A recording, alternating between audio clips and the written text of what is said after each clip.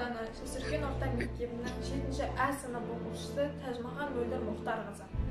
Жамбыл атамыздың 175 жылдығына орай өткізіліп отырған жыр шеруін Абдулхамит Нұрайдан қабыл алып, Тасқожаев елге жолдады. Отанды сүй, бақыт үйі елге жерге, жасарған мен жамбылмын елмен бірге. Келді дос, сүйсінген махаббат қою достың қалың елде. Сүйкімді үн, әсем әнін терең күйін, немезен ыстық жүрек көңіл майым. Отанға ел жүрегі Сталинге тататындем өткенші менің сыйым.